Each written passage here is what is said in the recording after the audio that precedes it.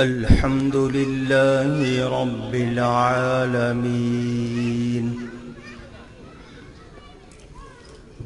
والعاقبة للمتقين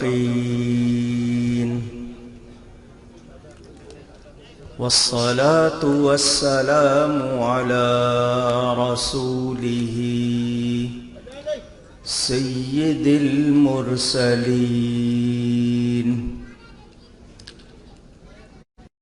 رحمة للعالمين شفيع المذنبين سيد الأولين والآخرين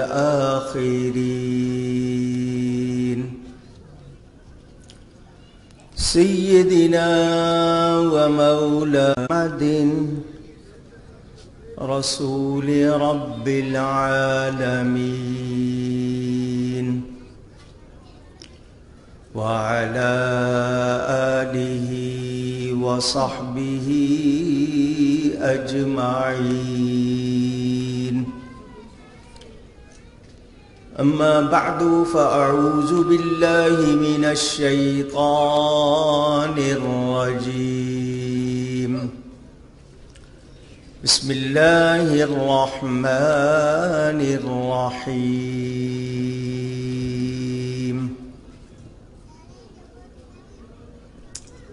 والذي جاء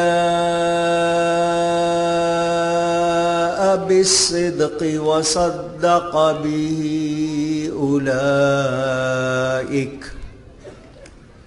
أولئك هم المتقون صدق الله العلی العظیم۔ محبت کے ساتھ ایک مرتبہ دروشی پڑھ لیجئے۔ اللہم صلی علی سیدنا و مولانا محمد معدن الجود والکرم وآلہ وصحبہ وبارک وسلم۔ الصلاة والسلام علیک یا رسول اللہ، الصلاة والسلام علیک یا حبیب اللہ، الصلاة والسلام علیک یا رحمة للعالمین وعلى آلك وأصحابك يا شفيع المذنبين۔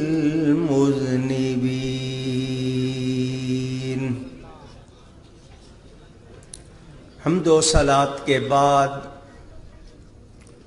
قرآن کریم کی ایک آیت آپ کے سامنے تلاوت کی ہے۔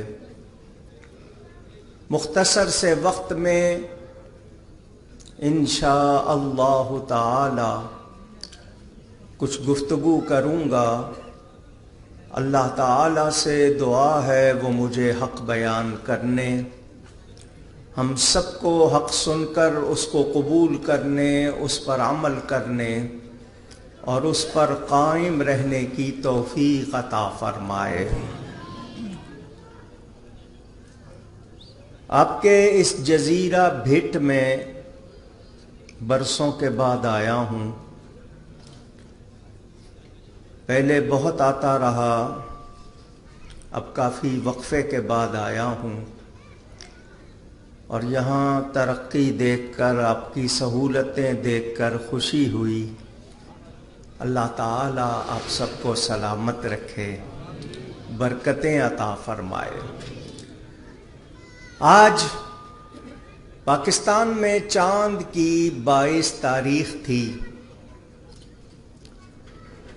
جمادی الاخری، جس کو جمادی الثانی بھی آپ لوگ کہتے ہیں، اور یہ تاریخ امیر المومنین، خلیفہ رسول، خلیفہ اول، امام المتقین، امام العاشقین، امام الصادقین،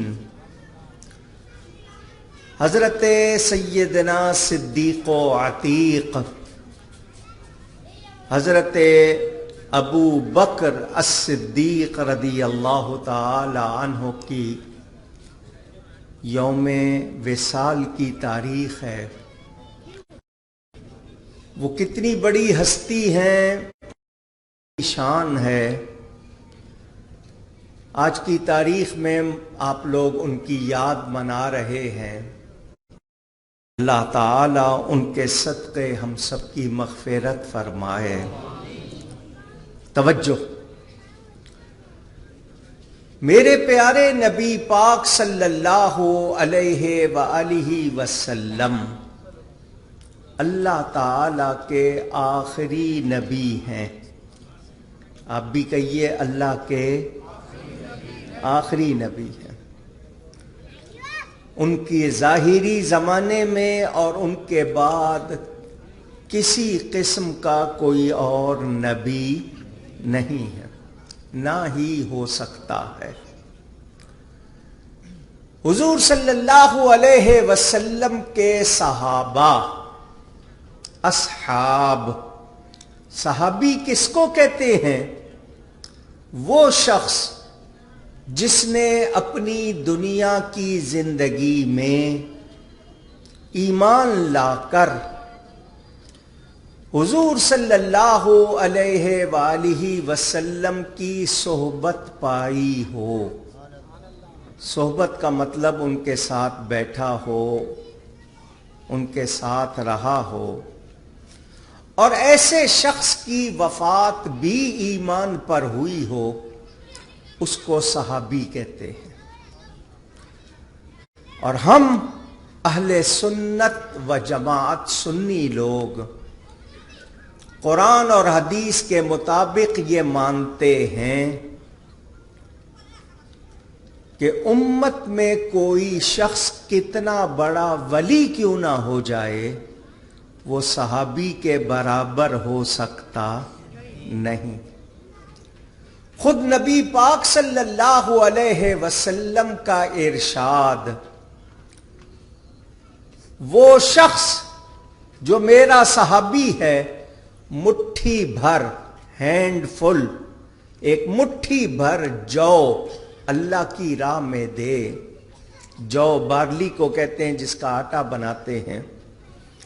جو صحابی ہے وہ مٹھی بھر جو اللہ کی راہ میں دے، اور جو صحابی نہیں ہے وہ احد پہاڑ کے برابر خالص سونا اللہ کی راہ میں دے، تب بھی میرے صحابی کے درجے کو پہنچ سکتا نہیں۔ پتہ چلا کہ صرف نبی پاک صلی اللہ علیہ وسلم کے ساتھ بیٹھنے سے جب اتنا درجہ ملتا ہے تو خود میرے نبی کا درجہ کتنا ہوگا۔ آج کچھ لوگ جو برابری کرنے لگ گئے، ان کو شرم نہیں آتی؟ نبی کی برابری ہو سکتی نہیں۔ غیر نبی جو نبی نہیں ہے وہ نبی کے برابر ہو سکتا نہیں۔ ہمارے نبی پاک سارے نبیوں سے افضل ہیں، اللہ کی مخلوق میں سب سے افضل ہیں۔ پوری مخلوق میں کوئی بھی میرے نبی کے برابر ہونا تو دور کی بات، میرے نبی جیسا بھی نہیں۔ اسی لیے اعلیٰ حضرت فرماتے ہیں، سب سے اولا اعلیٰ، ماشاء اللہ مل کے کہہ لیں، سب سے اولا اعلیٰ ہمارا نبی، سب سے بالا والا ہمارا نبی۔ اولا پیارے کو کہتے ہیں، اعلیٰ اچھے کو کہتے ہیں۔ پوری کائنات میں گھوم کے دیکھ لو، ایک ایک کو چھان پٹک کے دیکھ لو، اچھی طرح دیکھ لو، پھر آ کے میرے نبی کو دیکھو تو تم بھی کہو گے سب سے اولا اعلیٰ ہمارا حضور صلی اللہ علیہ وسلم اللہ کی مخلوق میں سب سے اعلیٰ ہیں۔ آپ نے یہ بھی سن لیا کہ جو نبی نہیں ہے وہ نبی کے برابر ہو سکتا نہیں۔ اب آپ نے یہ بھی سن لیا کہ جو صحابی نہیں ہے وہ صحابی کے برابر نہیں ہو سکتا۔ تو نبی پاک کے صحابہ 1.25 لاکھ سے زیادہ ہیں، 1.25 لاکھ سے زیادہ ہیں۔ ان 1.25 لاکھ صحابہ میں حضرت ابو بکر الصدیق رضی اللہ تعالی عنہ سب سے افضل ہیں۔ سارے صحابیوں میں حضرت ابو بکر سب سے افضل ہے۔ افضل کا مطلب زیادہ درجے والا، زیادہ مرتبے والا۔ سارے صحابہ کے وہ سالار بھی ہیں، امام بھی ہیں، اور نبی پاک صلی اللہ علیہ وسلم کے بعد اور نبیوں رسولوں کے بعد افضل بشر ہیں۔ وہ افضل بشر کن کے بعد؟ نبیوں اور رسولوں کے بعد افضل بشر ہیں۔ تو جس کا اتنا درجہ ہو، اندازہ کریں وہ کتنی شان والا ہے، کتنے مقام والا ہے۔ میرے پیارے دوستوں اور بزرگوں، نبی کریم صلی اللہ علیہ وسلم نے ان کے لیے خود ارشاد فرمایا، حضور نے فرمایا نبیوں اور رسولوں کے بعد ابو بکر سے افضل شخص پر سورج طلوع نہیں ہوا۔ سورج روز نکلتا ہے، کتنے لوگ دیکھتے ہیں، مگر نبیوں اور رسولوں کے بعد یہ سورج حضرت ابو بکر سے زیادہ درجے والے شخص پر طلوع نہیں ہوا۔ تو پتہ چل گیا کہ نبیوں اور رسولوں کے بعد مقام ہے تو صدیق اکبر کا ہے۔ یہ نبی پاک صلی اللہ علیہ وسلم کے بچپن کے ساتھی، جوانی کے ساتھی، ادھیڑ عمر کے ساتھی، زندگی میں ساتھی، سفر میں ساتھی، غار میں ساتھی، اور قیامت تک نبی کے مزار میں بھی ساتھی ہے۔ آج بھی نبی پاک صلی اللہ علیہ وسلم کے ساتھ آرام فرما رہے ہیں۔ بڑی شان ہے، بڑا درجہ ہے، بڑا مقام ہے۔ حضور صلی اللہ علیہ وآلہ وسلم کب سے نبی ہیں؟ یہ کب، جب، تب یہ لفظ بھی نہیں بنے تھے، کوئی بولنے والا بھی نہیں بنا تھا، حضور اس وقت بھی نبی تھے۔ ساری کائنات سے پہلے اللہ نے اپنے نبی کے نور کو بنایا، اور ساری کائنات نبی کے نور کی برکت سے بنی ہے۔ تو حضور صلی اللہ علیہ وسلم سب سے پہلے نبی ہیں، خلقت میں، بننے میں تشریف لائے سارے نبیوں کے بعد، خلقت میں اول ہیں، تشریف لانے میں آخر ہیں۔ حضور صلی اللہ علیہ وسلم خود فرماتے ہیں، میں نے جب اعلان نبوت کیا، جب میں نے اپنے نبی ہونے کا اعلان کیا، جس کسی کو کہا کہ مسلمان ہو جاؤ، میرا کلمہ پڑھ لو، مجھ پر ایمان لے آؤ، ہر کسی نے کوئی معجزہ مانگا، کوئی دلیل مانگی۔ ایک ابو بکر ہیں، میں نے کہا میں اللہ کا نبی ہوں، انہوں نے کہا میں مانتا ہوں۔ اللہ، یا رسول اللہ،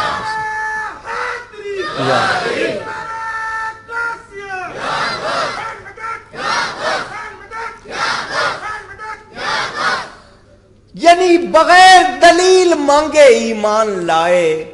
کیوں؟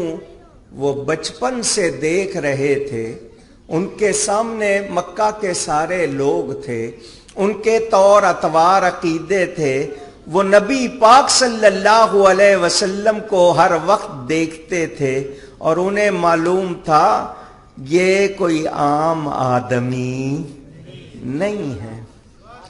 اب آپ کو میں ان کے ایمان کا واقعہ بھی سنا دوں تاکہ آپ کو کچھ اور زیادہ معلومات بھی ہو جائے، خوشی بھی ہو۔ میرے پیارے نبی پاک صلی اللہ علیہ وسلم جب اس دنیا میں تشریف لائے تو والد کا سایہ سر سے اٹھ چکا تھا۔ ابھی آپ پیدا نہیں ہوئے تھے تو والد دنیا سے تشریف لے گئے تھے۔ جب پیدا ہوئے ابھی چلنا شروع کیا، گنتی کے لحاظ سے دنیا میں ظاہری عمر 6 برس کے قریب ہوئی، اماں جان بھی چلی گئیں۔ آپ اپنے دادا جان حضرت عبد المطلب کے پاس رہتے تھے۔ 8 برس کی ظاہری عمر شریف ہوئی تو دادا جان بھی چلے گئے۔ یہ ظاہری طور پر سائے ہوتے ہیں ماں باپ، دادا۔ اللہ نے ان کو اٹھا لیا، کیوں؟ جو ساری کائنات کے لیے رب کی رحمت کا سایہ بن کر آیا ہو، اس کو کسی اور سائے کی ضرورت نہیں ہے۔ بچہ اچھا ہو جائے تو لوگ کہتے ہیں ماں باپ نے اچھی تربیت کی، اچھی طرح پالا، اچھی باتیں سکھائیں۔ اللہ تعالیٰ نے کیا بتا دیا؟ میرے حبیب میں جو کمال ہیں وہ باپ دادا کی برکت سے نہیں ہے، وہ رب تعالیٰ کی برکت سے ہیں، رب نے سکھائے ہیں۔ حضور اکرم صلی اللہ علیہ وسلم اپنے چچا ابو طالب کے پاس رہتے تھے۔ ابو طالب تجارت کے لیے جانے لگے ملک شام، سیریا جس کا عربی نام سوریا، ملک شام جانے لگے تو حضور صلی اللہ علیہ وسلم نے چچا کا دامن پکڑ لیا۔ مجھے کس کے پاس چھوڑ کے جا رہے ہو؟ میری تو ماں بھی نہیں ہے، میرا تو باپ بھی نہیں ہے۔ اتنی بات سن کر چچا کا دل نرم ہو گیا، انہوں نے بھتیجے کو بھی ساتھ لے لیا۔ قافلہ جا رہا تھا اونٹوں پر، اسی سفر میں حضرت ابو بکر اپنے والد کے ساتھ جا رہے تھے، اسی قافلے میں۔ یہ قافلہ سفر کرتا ہوا جا رہا ہے، راستے میں عیسائیوں کا چرچ آ گیا، گرجا، کلیسا، معبد، عیسائیوں کی عبادت گاہ جس کو آج کل آپ لوگ چرچ کہتے ہیں، وہ آ گیا۔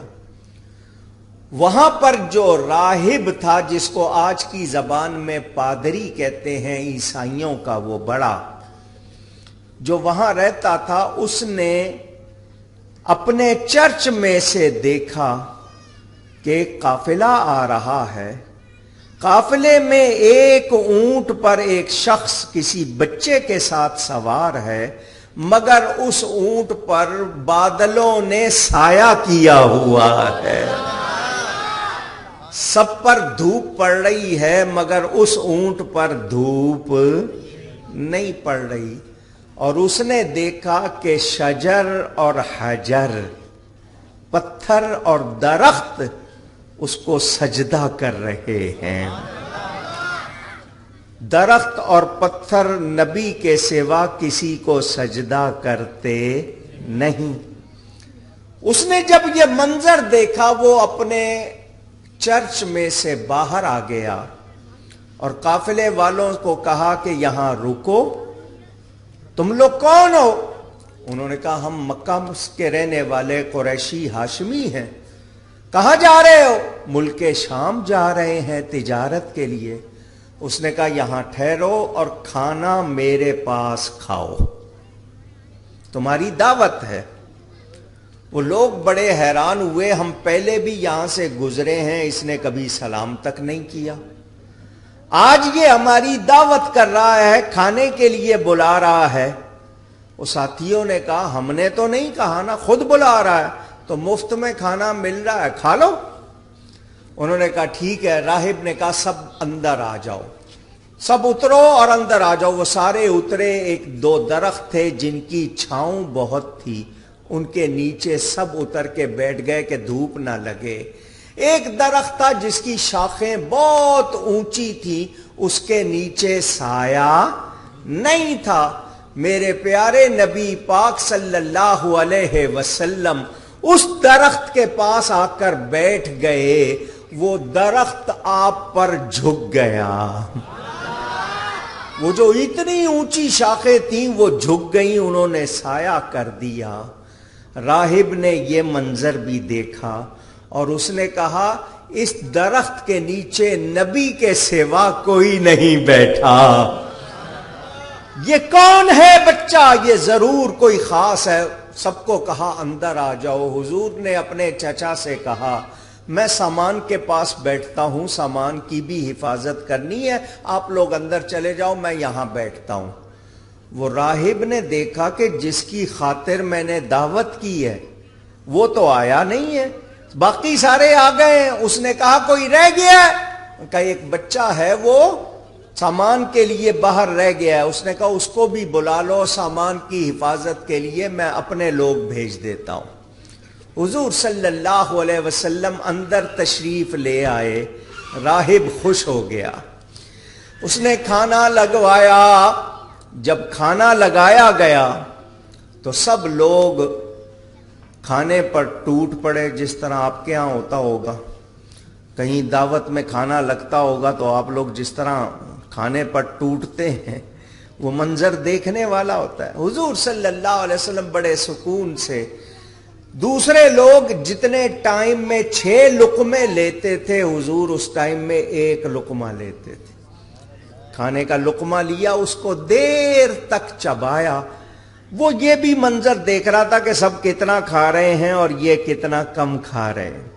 جب کھانا پورا ہو گیا، لوگوں نے کھا لیا، لوگ ہاتھ دھونے کے لیے چلے گئے۔ راہب صاحب وہ عیسائی پادری نبی پاک صلی اللہ علیہ وسلم کے پاس آ گیا۔ آ کے اس نے بتوں کے نام لیے، لات اور عزا، یہ بتوں کے نام۔ اس نے بتوں کی قسم دے کر کہا میں تمہیں ان کی قسم دیتا ہوں، جو کچھ پوچھوں گا سچ سچ بتانا۔ حضور نے فرمایا تو نے جن کے نام لیے ہیں میرے سامنے ان کا نام نہ لے، میں ان کو دشمن رکھتا ہوں، مجھے یہ پسند نہیں۔ ابھی ظاہری طور پر 12 برس کی عمر ہے اور حضور بتوں کے نام سننا پسند نہیں کر رہے۔ کیا مطلب؟ نبی بن کر علم نہیں ملا، آئے تھے تو علم ساتھ لے کر آئے تھے۔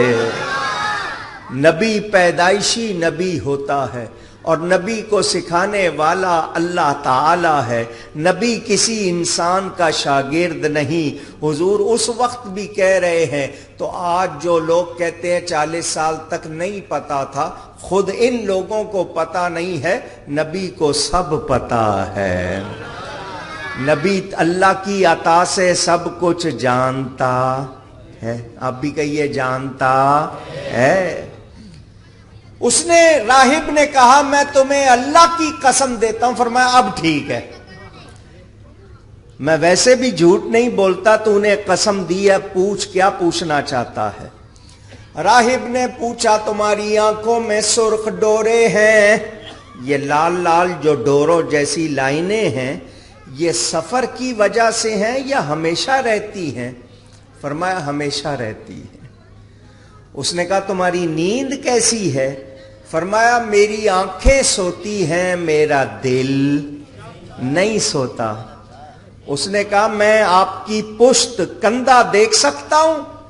حضور صلی اللہ علیہ وسلم کو پسند نہیں تھا مگر وہ مہر نبوت دیکھنا چاہتا تھا۔ نبی پاک نے قمیص ہٹا دیا، اس نے مہر نبوت دیکھی، کیونکہ حضور جب پیدا ہوئے تھے آپ کے دونوں کندھوں کے درمیان فرشتوں نے یہ مہر لگائی تھی جس پہ لکھا ہوا تھا محمد الرسول اللہ صلی اللہ علیہ وسلم، اس کو مہر نبوت کہتے ہیں۔ جب یہ راہب صاحب حضور کی پشت دیکھ رہے تھے، سارے آگے آ گئے، راہب صاحب ہم جب سے آئے ہیں آپ اس بچے کو نظر ٹکا کے دیکھ رہے ہیں، کیا بات ہے؟ آپ کی نظریں اس سے ہٹتی نہیں، اب آپ اس کے کپڑے بھی اتروا رہے ہیں، کیا بات ہے؟ اس نے کہا یہ کس کا بیٹا ہے؟ ابو طالب نے کہا یہ میرا بیٹا ہے۔ راہب نے کہا تم اس کے باپ نہیں ہو سکتے کیونکہ اس کا باپ زندہ نہیں ہونا چاہیے۔ ابو طالب نے کہا میں چچا ہوں۔ اس نے کہا اب ٹھیک ہے، کہ میں تمہیں یہ بتانا چاہتا ہوں، جب تم آ رہے تھے اس پر بادل سایہ کر رہے تھے، جب تم آ رہے تھے شجر حجر اس کو سجدہ کر رہے تھے، یہ جس درخت کے نیچے بیٹھا اس درخت کے نیچے نبی کے سوا کوئی نہیں بیٹھا۔ میں نے آسمانی کتابوں میں اس کی نشانیاں پڑھی ہوئی ہیں، میں مہر نبوت دیکھ کر تصدیق کر رہا تھا، پہچان رہا تھا کہ وہی ہے یا نہیں، تو سن لو یہ اس امت کا نبی ہے، یہ اس امت کا، اونچی کہیے، نبی ہے، نبی یہ آخر الزمان، اللہ کا آخری نبی ہے۔ میں نے اس کو پہچان لیا ہے۔ تم ملک شام جا رہے ہو، وہاں یہودی رہتے ہیں، وہ بھی اس کو پہچان لیں گے اور وہ اس کے درپے ہو جائیں گے، یعنی اس کے پیچھے پڑ جائیں گے، اس کو نقصان پہنچائیں گے۔ میرا مشورہ یہ ہے کہ اس کو مکہ واپس بھیج دو، اس کو وہاں نہ لے جاؤ، کہیں اس کو کوئی تکلیف نہ ہو۔ اس نے بتا دیا کہ یہ اللہ کے نبی ہیں۔ جب حضور صلی اللہ علیہ وسلم کے بارے میں راہب یہ باتیں کر رہا تھا، حضرت ابو بکر سن رہے تھے، کیونکہ وہ بھی اسی قافلے میں موجود تھے۔ حضور صلی اللہ علیہ وسلم نے جب اعلان نبوت فرمایا، ابو بکر کہنے لگے حضور آپ تو آج کہہ رہے ہیں میں اللہ کا نبی ہوں، میں اس وقت سے نبی مانتا ہوں جبکہ راہب نے خبر دی تھی۔ اللہ یا رسول اللہ، میں تو انتظار کر رہا تھا کب آپ اعلان کریں، کب میں آپ کا کلمہ پڑھوں۔ آپ آج خبر دے رہے ہیں، میں اس وقت سے مانتا ہوں آپ اللہ کے نبی ہیں۔ بغیر کسی دلیل مانگے، بغیر معجزہ مانگے حضرت ابو بکر ایمان لائے۔ ایمان لانے والے مردوں میں آپ کا نمبر پہلا ہے۔ حضرت علی اس وقت کم سن تھے، 8 یا 10 برس کی عمر تھی۔ حضرت ختیجہ سب سے پہلی ایمان لانے والی حضور کی بیوی۔ بچوں میں حضرت علی، آزاد کردہ غلاموں میں جو غلام آزاد کر دیے ان میں حضرت زید، اور آزاد مردوں میں سب سے پہلے حضرت ابو بکر ایمان لائے۔ وہ اس لحاظ سے بھی بڑی شان اور بڑا درجہ رکھتے۔ حضور صلی اللہ علیہ وسلم کے وہ 10 صحابہ جن کو دنیا میں حضور نے جنت کی خوشخبری سنائی، ان میں سے 6 حضرت ابو بکر کی برکت سے ایمان لائے۔ حضرت ابو بکر کی وجہ سے ان میں حضرت عثمان بھی ہیں، حضرت طلحہ بھی ہیں۔ حضرت نے ان سے کہا وہ حضرت ابو بکر کی وجہ سے ایمان لائے۔ حضرت ابو بکر کہتے ہیں مجھے 3 باتیں بہت پسند ہیں۔ کتنی؟ 3 باتیں۔ کیا 3 باتیں مجھے بہت زیادہ پیاری ہیں، پسند ہیں؟ پہلی بات تو یہ کہ حضور مجھے آپ کو دیکھتے رہنا پسند ہے، جی چاہتا ہے آپ کو ہی دیکھتا رہوں۔ دوسری بات کیا پسند ہے؟ میرے پاس جتنا مال ہے اس کو آپ پر خرچ کرنا مجھے پسند ہے۔ مالدار تھے، عرب میں بڑے عالم تھے، نصاب، خاندانی رشتے ناتوں کا سب سے زیادہ علم رکھتے تھے۔ حضور مجھے یہ بھی پسند کہ میں جو مال ہے آپ پر خرچ کروں۔ تیسری چیز کیا پسند ہے؟ مجھے تیسری چیز یہ پسند ہے کہ آپ کے ساتھ رہا کروں۔ یہ حضرت ابو بکر الصدیق رضی اللہ تعالی عنہ۔ میرے دوستوں اور بزرگوں، انہوں نے نبی پاک صلی اللہ علیہ وسلم کی بڑی خدمت کی، بڑا ساتھ دیا۔ حضور صلی اللہ علیہ وسلم نے فرمایا، جس کسی نے مجھ پر مال خرچ کیا، میرا ساتھ دیا، میں نے اس کا بدلہ دے دیا، مگر ابو بکر کا بدلہ نہیں ہو سکا، اس کا بدلہ قیامت کے دن اللہ تعالی دے گا۔ اس سے اندازہ کریں ان کے کتنی شان۔ میں ایک مسئلہ سناؤں آپ کو۔ آپ سے پوچھتا ہوں، آپ لوگوں میں سے جو زکوٰۃ دیتے ہیں 100 روپے پر کتنا دیتے ہو؟ جو دیتے ہیں وہ بتائیں۔ 2.5 روپے، بالکل صحیح کہا آپ نے۔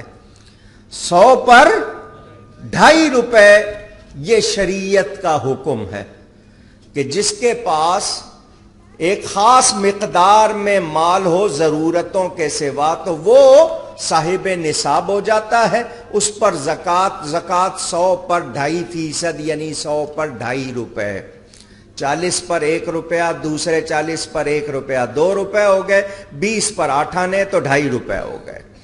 یہ شریعت ہے۔ اور طریقت کیا ہے؟ طریقت یہ ہے کہ 2.5 رکھ لو، 97.5 اللہ کی راہ میں دے دو۔ یہ کیا ہے؟ طریقت ہے۔ اور اس سے آگے ہے محبت۔ اس سے آگے کیا ہے؟ محبت۔ محبت کہتی ہے سب کچھ اللہ کی راہ میں دے دو، اپنی جان بھی قربان کر دو۔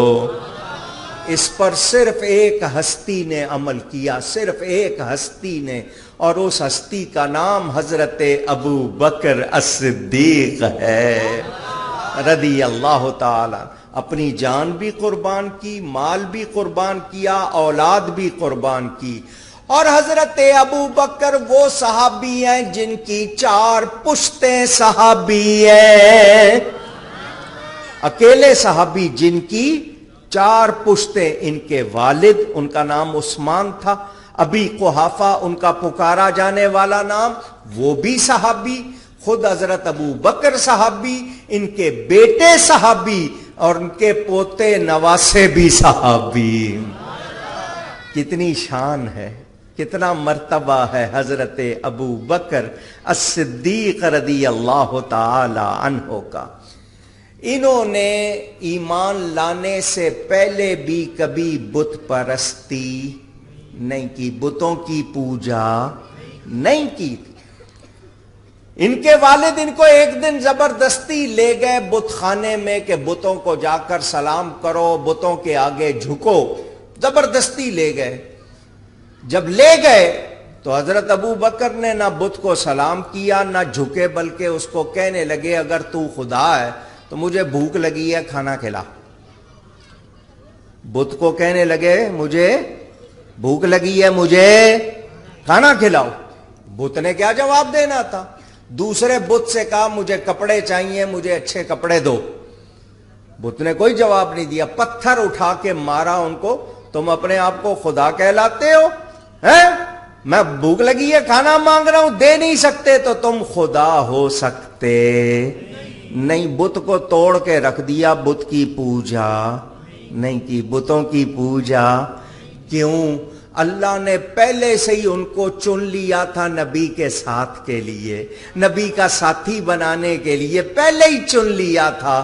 تو جس کو اللہ نے چن لیا تھا، اللہ نے اس کو بتوں کی پوجا سے بھی بچایا۔ ان کا ذکر پہلی کتابوں میں بھی ہے، جو آسمانی کتابیں دوسرے نبیوں پر اتری، حضور صلی اللہ علیہ وسلم کا ذکر ان میں موجود، اور حضور کے اس ساتھی کا ذکر بھی پہلی کتابوں میں موجود۔ میرے پیارے نبی پاک صلی اللہ علیہ وسلم معراج پر تشریف لے گئے، اللہ نے آسمانوں پر بلایا، بلا کر اپنا دیدار کرایا۔ واقعہ قرآن میں موجود ہے، 15ویں پارے کی پہلی آیت، سبحان الذی اسریٰ بعبدہ، اگلا مہینہ رجب شریف کا آئے گا، آپ ذکر معراج سنیں گے۔ اللہ نے آسمانوں پر بلایا، حضور راتوں رات، رات کے تھوڑے سے حصے میں رات میں گئے اور واپس آ گئے. واقعہ آپ نے سنا ہوگا. حضور مسجد اقصی گئے، وہاں سے آسمانوں پہ گئے، وہاں سے عرش پر گئے اور رات میں ہی واپس آ گئے. مجھے اپنے گھر سے بٹ میں آنا پڑا تو آتے جاتے کم از کم گھنٹہ سوا گھنٹہ ایک طرف کا، پھر جاؤں گا پھر لگے گا. تو میں تو یہ 10-15 میل جو ہے وہ گھنٹوں میں آ رہا ہوں. حضور لاکھوں کروڑوں میل گئے اور واپس آ گئے.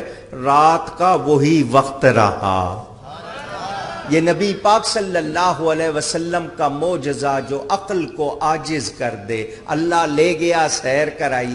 واپس آ کر نبی پاک صلی اللہ علیہ وسلم نے صبح ہوتے ہی ابو جہل جو کافروں کا سردار تھا اس کو کہا میں رات میں مسجد اقصی وہاں سے آسمانوں پر گیا اور رات میں واپس آ گیا. وہ کافروں کا سردار تھا، اس کو پتا تھا حضور صلی اللہ علیہ وسلم کبھی سفر کر کے مسجد اقصی نہیں گئے. 1 مہینے کے جانے کا رستہ ہے، 1 مہینے کے آنے کا رستہ ہے. اس کو پتا تھا یہ گئے نہیں ہیں. اتنا لمبا سفر رات میں کیسے ہو گیا؟ اس نے کہا مجھے بہانہ مل گیا ہے، میں ان کے ساتھیوں کو سناؤں گا اور وہ نہیں مانیں گے ان کو توڑوں گا. اس نے سب سے پہلے حضرت ابو بکر کو پکڑا. تمہارے ساتھی کہتے ہیں وہ رات میں مسجد اقصی وہاں سے آسمانوں پر گئے اور رات میں واپس آ گئے، کیا تم مانو گے؟ حضرت ابو بکر نے یہ نہیں کہا کہ میں جا کے نبی سے پوچھتا ہوں وہ گئے تھے یا نہیں گئے تھے، تیرے کہنے سے کیا ہوگا. نہیں، انہوں نے فوراً کہا اگر میرے نبی نے کہا ہے تو سچ کہا ہے. ایمان ہو تو ایسا. نبی کے بارے میں شبہ. حضرت ابو بکر کہنے لگے جبریل سدرہ سے پلک جھپکنے سے پہلے زمین پر آ جاتا ہے. جس کے نور سے بنے ہوئے جبریل کی اتنی طاقت ہے، نبی کی کتنی طاقت ہوگی؟ ابو جہل کو جواب مل گیا یہ نبی کا وہ ساتھی ہے جو نبی پر شک کر سکتا نہیں، اس کا ایمان کوئی ہلا سکتا. پوری امت کا ایمان اگر ترازو لے لے، اسکیل لے لے، پوری امت کا ایمان ایک پلڑے میں ڈالے، حضرت ابو بکر کا ایمان دوسرے پلڑے میں ڈالے تو حضرت ابو بکر کا ایمان پھر بھی بھاری ہو جائے گا. بڑی شان والے ہیں، بڑے مقام والے. آئیے اب آپ کو سناؤں. سارے صحابہ، ہم حضور کے ہر صحابی کو مانتے ہیں. نبی کا ہر صحابی سچا. آپ سب بھی کہہ دیں نبی کا ہر صحابی سچا. ہم سب کو مانتے کیونکہ اللہ نے ان کی گواہی دی ہے سچے مومن ہونے کی. اولئک ھم المؤمنون حقا. اللہ نے فرمایا وہ سارے مومن، ہمیں شبہ نہیں. مگر حضرت ابو بکر وہ ہیں جن کو قرآن میں خود اللہ نے نبی کا صحابی کہا ہے. تو جو حضرت ابو بکر کے صحابی ہونے کا انکار کرے وہ قرآن کا انکار کرتا ہے، اور جو قرآن کا انکار کرے وہ مومن نہیں. حضور صلی اللہ علیہ وسلم کے صحابہ پر مکہ والوں نے ظلم کیے، اتنے ظلم کیے کہ زندگی مشکل بنا دی. 2 مرتبہ حبشہ کی طرف مسلمان ہجرت کر کے گئے، وہاں بھی ان کو تنگ کرنے چلے گئے. پھر اللہ کا حکم ہو گیا مدینہ کی طرف ہجرت کرنے کا. حضور نے حکم دیا سارے ہجرت کر جاؤ. حضرت ابو بکر نے اجازت مانگی، حضور میں بھی جاؤں؟ فرمایا ٹھہر جاؤ، شاید تمہیں کوئی ساتھی مل جائے، شاید تمہیں کوئی ساتھی مل جائے. حضرت ابو بکر حضور کے مزاج کو سمجھتے تھے، اشارہ سمجھ گئے کہ میں حضور کے ساتھ جاؤں گا. نبی پاک صلی اللہ علیہ وسلم ہجرت کی رات جب ہجرت کر رہے تھے، مکہ مکرمہ سے مدینہ کے لیے نکل رہے تھے، 40 جوان ننگی تلواریں لے کر نبی کے مکان کے گرد گھیرا ڈالے ہوئے، محاصرہ کیا ہوا، گھیراؤ، برا ارادہ ہے، ہاتھ میں ننگی تلواریں لے کے کھڑے ہیں کہ جانے نہیں دینا. وہ کھڑے ہیں. हुजूर सल्लल्लाहु अलैहि वसल्लम ने मौलाए कायनात हजरत अली करमल्लाहु ताला वजहुल करीम से फरमाया, ये मक्का वालों की अमानतें हैं मेरे पास। क्या हैं? सबकी आवाज चाहिए। अमानतें। किसी के पास कोई चीज आप रखवाएं कि ये मेरी अमानत है, मैं जब चाहूंगा ले लूंगा। अमानत कहते हैं किनकी अमानतें? मक्का वालों की, जो जान के दुश्मन, खून के प्यासे। हुजूर फरमा रहे हैं ये उनकी अमानतें हैं, ये तुम रखो, सुबह उन सबको लौटा देना और मेरे पीछे मदीने आ जाना। ऐसे वक्त में भी नबी अमानतों में खयानत नहीं करते बल्कि अमानतों की हिफाजत करते हैं। ऐ मुसलमान, तेरा नबी तुझे पैगाम दे रहा है, अगर कोई तुमको अमीन बनाए, तुम्हारे पास अमानत रखवाए तो हिफाजत करनी चाहिए। आज हमें कोई दे दे तो हम गायब हो जाते हैं, लेते वक्त तो बड़े तगड़े, देने के वक्त गायब हो जाते हैं। ये कमजोरियां हमारे अंदर आ गई जिन्होंने हमारा माहौल बिगाड़ दिया। लोग कहते हैं बंदिश हो गई, लोग कहते हैं जी खराबी हो गई। तो ये खराबियां हमारे अपने आमाल हैं, हमें एहतियात करनी चाहिए। मेरे दोस्तों और बुजुर्गों, हुजूर ने हजरत अली से फरमाया ये अमानतें रख लो, सुबह लौटाना और मेरे पीछे मदीने आ जाना। 40 जवान तलवार लेकर घेरा डाले हुए हैं।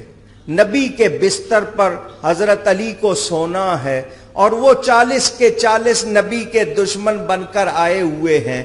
खतरे की बात, मगर हजरत अली फरमाते हैं उस रात जैसी नींद कभी नहीं आई। क्यों? कि नबी ने कह दिया था सुबह उठना, अमानतें लौटाना, मेरे पीछे आ जाना।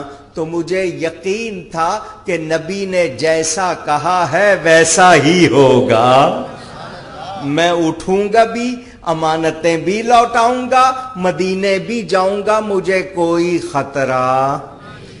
खतरा ईमान देखो साहबा का कि नबी ने कह दिया है, जो कह दिया है वैसा ही होगा। तुम्हारे मुंह से जो निकली वो बात हो के रही। क्योंकि अल्लाह फरमाता है महबूब तुम अपनी ख्वाहिश से, अपनी मर्जी से अपने होंठ भी नहीं हिलाते। तुम्हारे होंठ कब हिलते हैं? जब हमारी वही होती है। नबी के मुंह पे कौन बोलता है? खुदा बोलता है। तुम्हारे मुंह से जो निकली वो बात हो के रही, जो दिन को कह दिया रात तो रात हो के रही। वही होता है जो नबी फरमाते हैं, उनके मुंह से जो निकलता है वैसे। रात के वक्त चुपके से निकला। अल्लाह ने फरमाया महबूब ऐसा नहीं, मेरी वहदानियत का, अपनी रिसालत का ऐलान करते हुए निकलो। और ये जितने खड़े हैं नौजवान नंगी तलवारें लेके, इनके सरों पे मट्टी डाल के निकलो।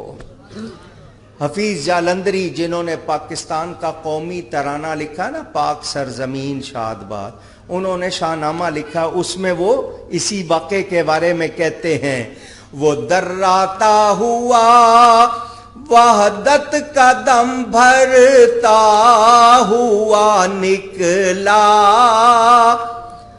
वो दर्राता हुआ वहदत का दम भरता हुआ निकला। तिलावत सूरह यासीन की करता हुआ निकला।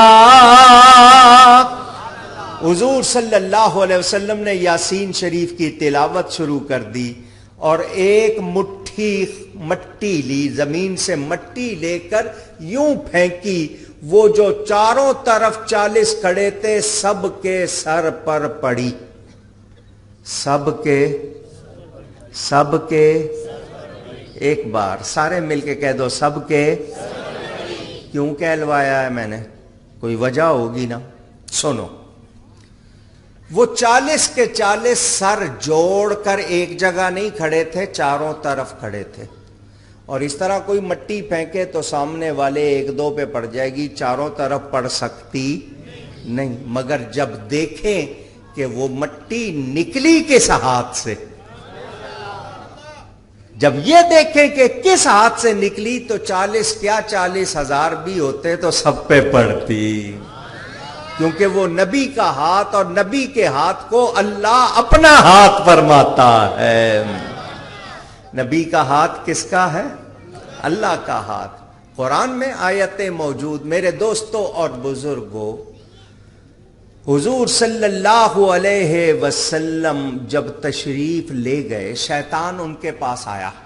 وہ 40 کھڑے تھے نا ان کے پاس. کیوں کھڑے ہو؟ وہ 40 کہنے لگے نہیں جانے دینا. شیطان نے کہا کس کو نہیں جانے دینا؟ کہا نبی کو. ان کو وہ تو چلا گیا، وہ تو تشریف لے گئے، چلے گئے ہیں. اور صرف گئے نہیں، تمہارے سروں پہ مٹی ڈال کے گئے ہیں. سب نے اپنے سر جھاڑے. کیا جھاڑے؟ کیا نکلی؟ مٹی. پتا چلا سارے ننگے سر تھے.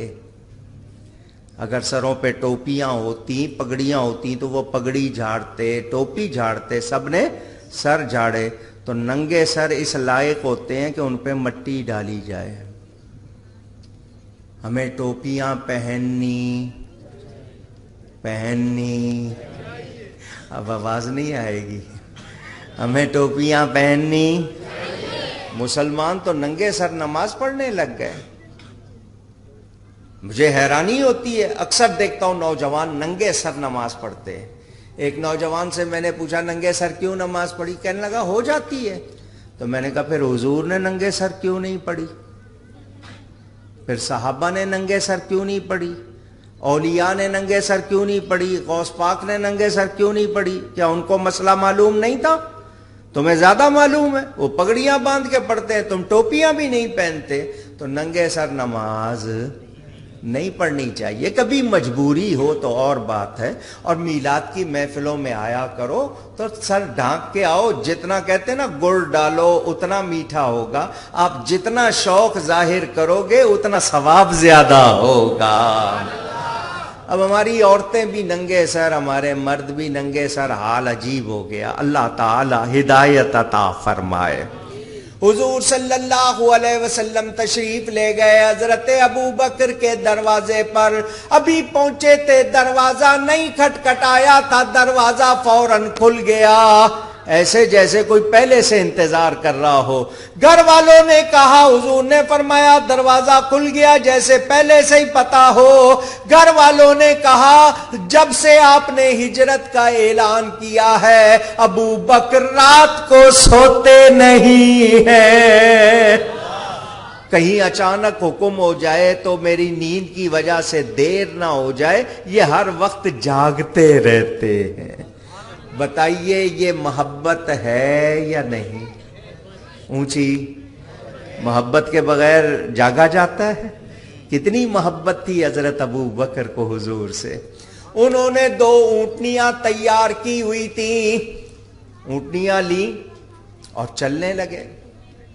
راستے میں ابو جہل نے پہرے بٹھائے ہوئے تھے، بیریئر لگائے ہوئے تھے، ناکے بنائے ہوئے تھے، چوکیاں بنائی ہوئی تھی، لوگوں کو بٹھایا ہوا تھا. دیکھو کسی طرف سے جانے نہ پائیں. ایک طرف سے جب حضور حضرت ابو بکر کے ساتھ گزرے، رات کے وقت جب آواز ہوئی تو وہ جو پہرا دینے والا تھا وہ فوراً جناب جاگا، کیونکہ رات کے وقت نیند بہت آتی ہے. وہ جاگا. اس نے عربی میں پوچھا کون ہے؟ من انت؟ حضرت ابو بکر نے بڑے سکون سے جواب دیا، میں ہوں ابو بکر بن ابی قحافہ، ابی قحافہ کا بیٹا ابو بکر ہوں. اس نے کہا مرحبا، تمہارے ساتھ کون ہے؟ اب سوال آ گیا. جھوٹ بولتے ہیں تو صدیق نہیں رہتے، جھوٹ بولتے ہیں تو صدیق نہیں رہتے، اور بتاتے ہیں تو اس کو پتا چلتا ہے. کیونکہ صدیق وہ ہوتا ہے جو جھوٹ بولتا ہی نہیں، اور یہ لقب آسمانوں سے ملا تھا حضرت ابو بکر کو۔ ابھی میں نے آپ کو واقعہ سنایا، جب حضور معراج سے آئے تھے، ابو جہل نے حضرت ابو بکر کو کہا تو حضرت ابو بکر نے کہا میرے نبی نے کہا تو سچ کہا ہے۔ ان کو صدیق کا لقب ملا کہ وہ بہت سچے۔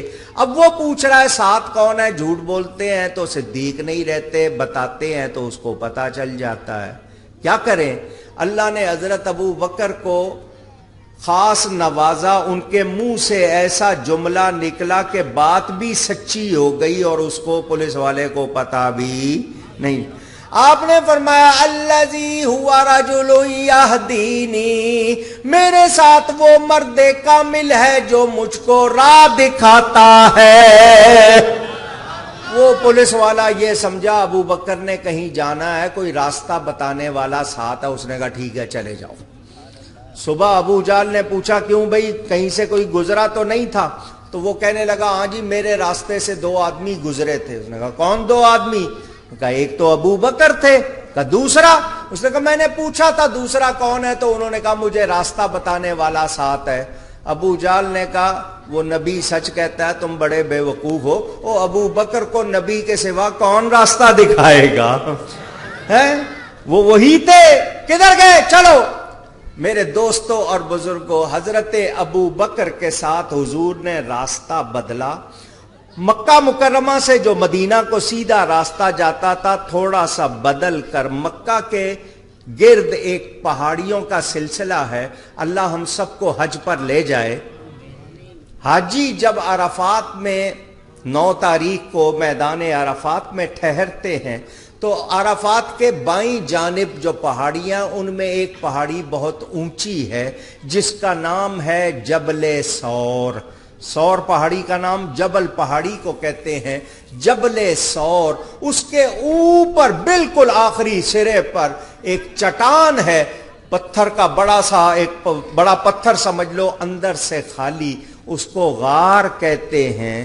حضور صلی اللہ علیہ وسلم اس پہاڑی کے قریب تشریف لے گئے۔ حضرت ابو بکر نے اونٹنیاں واپس کر دی۔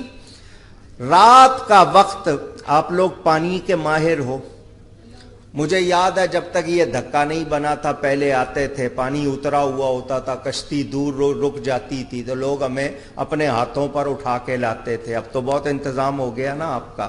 پرانا وقت جنہوں نے دیکھا ہے ان کو یاد ہوگا۔ اب پانی کے کچھ لوگ پہاڑی لوگ ہوتے ہیں، پہاڑوں پہ چڑھنے میں ماہر، کسی شہری کو کہیں پہاڑ پہ چڑھنا ہے تو اس کا تو 2 قدم کے بعد سانس پھول جاتا ہے۔ تو رات کے وقت پہاڑی چڑھنا اور زیادہ مشکل کام، دن میں بھی چڑھنا بڑی ہمت کا کام، رات میں چڑھنا اور زیادہ مشکل۔ اگر خدا نخواستہ پاؤں نہیں ٹھیکا تو سیدھا آپ لڑکتے ہوئے نیچے آئیں، کتنی مشکل۔ حضرت ابو بکر عرض کرتے ہیں رات کا وقت ہے، پہاڑی چڑھنی ہے، حضور آپ میری پشت پر، میرے کندھوں پر سوار ہو جائیں، میں آپ کو خود پر سوار کر کے پہاڑی چڑھوں گا۔ یہ محبت نہیں ہے تو کیا ہے؟ حضور صلی اللہ علیہ وسلم نے پسند فرمایا، بہت اچھا۔ حضور ان کی پشت پر سوار ہو گئے، حضرت ابو بکر پہاڑی چڑھ رہے ہیں۔ منظر کیا ہے؟ نبی کا سینہ لگا ہوا ہے صدیق اکبر کی پشت سے۔ ان کا دل چاہ رہا ہوگا یہ میں اسی طرح چڑھتا رہوں، نبی اسی طرح میرے ساتھ لگے رہے۔ بڑی اونچی پہاڑی چڑھے، 3 طرح۔ اب تو ترکوں نے تھوڑا تھوڑا کاٹ کے سیڑھیاں سی بنا دی ہیں، لوگ جاتے ہیں زیارت کے لیے۔ بہرحال اوپر پہنچ کے یہ نہیں کہا کہ حضور میں بہت تھک گیا ہوں، پہاڑی پر آپ کو چڑھا کے لایا ہوں، آپ تھوڑی دیر ذرا یہاں پیرا دیں، میں تھوڑی دیر آرام کر لوں۔ نہیں، حضرت ابو بکر نے عرض کی حضور یہ غار ہے، پتہ نہیں کتنے عرصے سے کوئی اس میں گیا نہیں گیا، کیا حال ہے، میں پہلے اندر جاتا ہوں، دیکھتا ہوں، صفائی کر لوں، پھر آپ کو بلاتا ہوں۔ کیا کر لوں؟ کیا کر لوں؟ نبی کو بلانا ہو تو صفائی کرنی پڑتی ہے۔ کیا کرنی پڑتی ہے؟ ہمارے دلوں میں دنیا کی خواہشات کیا کچھ بھرا ہوا ہے، اگر جی چاہتا ہے نبی دل میں آ جائیں تو صفائی کرنی پڑے گی۔ اس کو آلودگیوں سے صاف کرنا ہوگا، تب اللہ کے نبی کے جلوے آئیں گے۔ حضور نے پسند فرمایا، حضرت ابو بکر اندر گئے تو دیکھا غار کے فرش میں جگہ جگہ سوراخ ہیں، جگہ جگہ ہیں، اتنے سارے سوراخ، تو نیچے سے کوئی جانور آ سکتا ہے، کوئی چیز آ سکتی ہے۔ حضرت ابو بکر کے پاس جتنے کپڑے تھے ان کو پھاڑ پھاڑ کر سوراخ بند کیے، جتنے کپڑے تھے سوراخ بند کر رہے ہیں، ایک سوراخ بچ گیا اور کپڑے ختم ہو گئے، کپڑے ختم ہو گئے، کوئی اور چیز نہیں ہے بند کرنے کے لیے۔ حضرت ابو بکر نے اس سوراخ پر اپنے پاؤں کی ایڑی رکھ دی، ہیل جس کو کہتے ہیں، ایڑی رکھ دی۔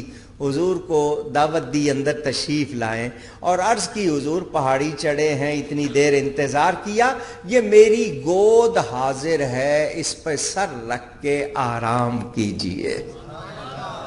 یہ نہیں کہا کہ میں آرام کرتا ہوں اب آپ، نہیں، حضور گود حاضر ہے، اس کو تکیہ بنا لیں اور آپ بتاؤ یہ محبت ہے یا نہیں؟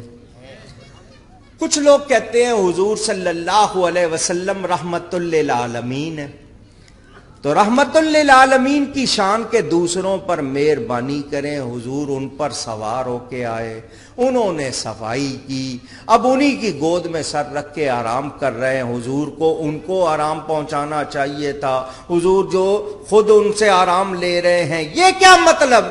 میں نے کہا تمہیں نہیں پتا، تم اپنی سوچ سوچتے ہو، حضور ان پر کیوں سوار ہو گئے، کیوں؟ اور حضرت ابو بکر نے کیوں سوار کرا لیا کہ پہاڑی چڑھنا بہت مشکل کام، رات کے وقت چڑھنا اور زیادہ مشکل کام۔ حضرت ابو بکر نے سوچا نبی کو سوار کر لوں، ان کی برکت سے میرے لیے سب کچھ آسان ہو جائے گا، ان کی برکت سے جو مجھے انعام ملے گا وہ بڑا قیمتی انعام ہوگا۔ حضور آرام فرما رہے ہیں، ادھر ابو جہل نے اونٹنیوں کے قدم کے نشان دیکھے، پہاڑی تک پہنچ گئے، ضرور اس پہاڑ پر گئے ہیں، اوپر غار ہے اس میں چھپے ہوئے ہوں گے۔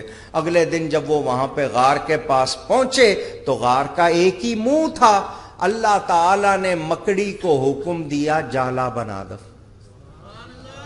کبوتری کو حکم دیا اس جالے میں انڈے دے دے۔ جالا بنانے میں بھی ٹائم لگتا ہے، انڈے دینے میں بھی، لیکن اللہ نے حکم دیا، جالا لگ گیا۔ ابو جہل حالانکہ غار کے منہ پر پہنچ گیا تھا، کسی نے کہا نشان یہاں تک ملتے ہیں، ضرور غار میں ہوں گے۔ ابو جہل کہنے لگا یہ جو جالا لگا ہوا ہے یہ لگتا ہے پتہ نہیں 100 سال پرانا ہے، اور اس میں انڈے بھی ہیں، اگر گئے ہوتے تو یہ جالا ٹوٹ چکا ہوتا، انڈے گر چکے ہوتے، وہ اس کے اندر نہیں ہے۔ کیا مطلب؟ اللہ نے ان کی آنکھوں پر پردے ڈال دیے، ان کو غار میں نبی نظر نہیں آئے۔ اللہ جس پہ چاہے پردے ڈال دیتا ہے، جس سے چاہے پردے اٹھا لیتا ہے۔ اللہ ہماری آنکھوں سے پردے اٹھا لے اور ہمیں اپنے حبیب کا دیدار عطا فرما دے۔ جب حضور صلی اللہ علیہ وسلم اور حضرت ابو بکر غار میں تھے، ابو جہل جب غار کے منہ پر آ گیا، حضرت ابو بکر کو خوف آیا نبی پاک کے بارے میں، نبی پاک کا غم کرنے لگے، ان کو کوئی تکلیف نہ پہنچے، یہ لوگ اندر نہ آ جائیں، نبی کو نہ دیکھ لیں۔ اللہ قرآن میں فرماتا ہے ثانی اثنین اذ ہما فی الغار، دو میں کا دوسرا، غار میں دو تھے، ایک نبی پاک ایک حضرت ابو بکر۔ اللہ فرماتا ہے دو میں کا دوسرا جبکہ تھے وہ غار میں، اذ یقول لصاحبہ، جب انہوں نے فرمایا اپنے صاحب سے، لا تحزن ان اللہ معنا، اے میرے صاحب، اے میرے ساتھی، غم نہ کر، اللہ ہمارے ساتھ ہے۔ قرآن نے ثانی بھی کہا، قرآن نے صاحب بھی کہا۔ اب جو نبی پاک صلی اللہ علیہ وسلم کا کلمہ پڑھتا ہے، ان کو نبی مانتا ہے، وہ حضرت ابو بکر کو نبی کا ثانی اور صحابی مانتا ہے۔ جو نہ مانے وہ قرآن کا ماننے والا نہیں۔ دیکھیے تو وہ غار کا منظر، کون ہے بیٹھا گود میں لے کر سرور عالم کا سر اطہر رضی اللہ تعالی عنہ، مل کے کہہ دیجئے رضی اللہ تعالی عنہ، رضی اللہ تعالی عنہ، نبیوں کے بعد ہے سب سے بہتر رضی اللہ تعالی عنہ، مولانا صدیق اکبر رضی اللہ۔ میرے ساتھ مل کے کہہ لیں، آپ کو بھی ثواب ہوگا، رضی اللہ تعالی عنہ، رضی اللہ۔ ایڑی رکھ دی سانپ کے بل پر، زہر کا صدمہ سہ لیا دل پر، سب کچھ ہے یہ خاطر دل پر رضی اللہ تعالی عنہ، رضی اللہ تعالی عنہ، رضی اللہ تعالی عنہ۔ وہاں ایک سانپ رہتا تھا غار میں۔ کون رہتا تھا؟ اس نے اللہ کے ایک نبی سے سنا تھا کہ مسلمانوں کے نبی، اللہ کے آخری نبی جب مکہ سے ہجرت کریں گے مدینہ تو اس غار میں 3 راتیں رہیں گے۔ کتنی راتیں؟ وہ نبی کو سلام کرنے اور زیارت کے شوق میں وہ سانپ وہیں ٹھہر گیا۔ اس نے اس غار کو اپنا ڈیرا بنا لیا۔ یہ جو سوراخ کیے ہوئے تھے یہ اسی نے کروائے تھے۔ روزانہ رات کو آتا، غار میں گھومتا، واپس چلا جاتا۔ اس نے سوراخ کر لیے تھے کہ اگر اس وقت ایک رستہ بند ہو گیا تو میں دوسرے سے، دوسرا بند ہو گیا تیسرے سے آ جاؤں گا۔ حضرت ابو بکر نے سب پر کپڑے لگا کے بند کر دیے۔ وہ روز رات کو آتا تھا۔ آج رات وہ آ رہا ہے، جس سوراخ پہ جاتا ہے راستہ بند۔ اس کو پتا چل گیا کوئی آیا ہے، کوئی آیا ہے۔ اس نے ایک ایک سوراخ دیکھا، ایک سوراخ پر اس کو ایڑی مل گئی، حضرت ابو بکر کی۔ اس نے منہ لگایا کہ جو کوئی ہے ڈر کر اپنا پاؤں ہٹا لے۔ کاٹنے سے پہلے منہ لگایا۔ آپ کو پتا ہے سانپ نظر آئے تو انسان کو خوف طاری ہوتا ہے، خوف سے دل کی دھڑکن رک جاتی، بندہ ویسے ہی خوف سے مر جاتا ہے۔ کاٹ لے تو اس کا زہر جو ہے، آپ کا خون جو ہے سارا جما دیتا ہے۔ حضرت ابو بکر ایڑی ہٹاتے نہیں۔ سانپ اپنی زبان حال، جو اس کا حال اس زبان میں کہہ رہا ہے، ابو بکر میں سانپ ہوں۔ حضرت ابو بکر کا عشق جواب دے رہا ہے، میں نبی کا یار ہوں۔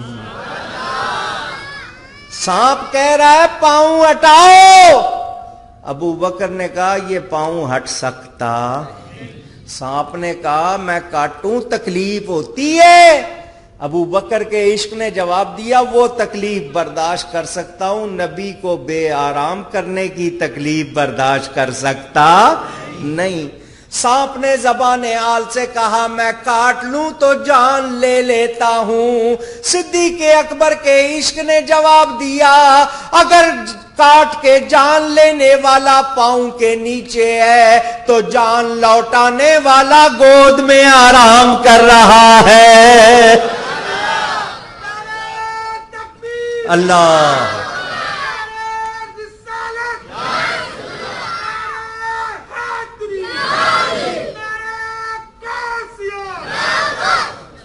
حضرت ابو بکر نے پاؤں ہٹایا، محبت ہے یا نہیں ہے؟ آپ لوگ سب کہیں گے، میں آپ سے پوچھوں آپ کو مجھ سے محبت ہے، آپ کہیں گے مولانا صاحب بہت محبت ہے، اور ایک طرف سے کوئی شیر آ جائے، شیر جانتے ہیں درندہ ہے نا، آپ مجھے پوچھیں گے میں نہیں، بھاگ جائیں گے سارے، کوئی نہیں پوچھے گا مولانا صاحب کی خبر لو ذرا دھیان لو، سب بھاگیں گے ہیں؟ حضرت ابو بکر ایڑی ہٹاتے، اس کو کہتے ہیں محبت۔ جان قربان کی یا نہیں کی؟ سانپ کے کاٹے سے موت ہو جاتی ہے یا نہیں؟ حضرت ابو بکر کو پتا ہے، پھر بھی جان قربان کر رہے ہیں یا نہیں؟ جان کی حفاظت سب سے بڑا فرض ہے، لیکن قربان کر رہے ہیں۔ آنے والوں کو بتا دیا میں نبی کا سچا عاشق ہوں۔ ہم تو نبی کی اداؤں کی پیروی نہیں کر سکتے، ان کا نام لیتے ہیں، دعوے کرتے ہیں محبت کے، مگر ہمیں محبت کا طریقہ بھی نہیں آتا۔ سیکھنا ہو تو صدیق اکبر سے سیکھو۔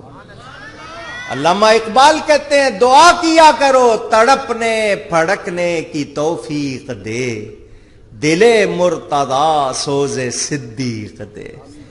اے مانگنے والے اللہ سے کیا مانگ، نبی کی جو محبت حضرت ابو بکر کو مولا علی کو دی تھی، ہمیں اس کا ایک ذرہ ہی دے دے۔ حضرت ابو بکر برداشت کر رہے ہیں، بھاپ بن کے سر میں آنسوؤں کی صورت میں وہ نکلی، آنسو گرے تو نبی کے چہرے پہ۔ حضرت ابو بکر کے آنسو کہاں گرے؟ حضور کے، حضور نے آنکھیں کھولی۔ ابو بکر کیا بات ہے؟ عرض کی حضور سانپ ہے مجھے کاٹ رہا ہے۔ فرمایا پاؤں ہٹاؤ۔ حضور وہ آپ کو تکلیف نہ پہنچائے۔ فرمایا نہیں، وہ سلام کرنا چاہتا ہے۔ وہ محبت سے کہیے، وہ جانوروں کو بھی شوق ہے نبی کو سلام کریں، تو جو نبی کو سلام کرنے سے روکے وہ جانوروں سے گیا گزرا ہے یا نہیں؟ جو روکے کہ سلام نہیں کرنا تو بولو وہ جانوروں سے بھی برا ہے یا نہیں؟ حضور صلی اللہ علیہ وسلم نے حکم دیا، حضرت ابو بکر نے ایڑی ہٹائی، سانپ آیا، اس نے اپنے انداز میں کنڈلی مار کر حضور کو سلام کیا۔ میرے نبی نے سانپ سے پوچھا تو نے میرے یار کو کیوں کاٹا؟ نبی جس کی طرف نبی بنا کر بھیجا جاتا ہے اس کی زبان بھی سکھایا جاتا ہے۔ میرا نبی سب کا نبی ہے تو سب کی زبانیں جانتے ہیں، سب کی زبانیں جانتے۔ حضور نے سانپ سے پوچھا تو نے میرے یار کو کیوں کاٹا؟ اس نے کہا ایک یہی تو آپ کے عاشق نہیں ہیں، ہم بھی تو ہیں۔ میں روز یہاں پر ٹھہرا ہوا ہوں، عرصہ ہو گیا مجھے یہاں ٹھہرے ہوئے آپ کی زیارت کے شوق میں۔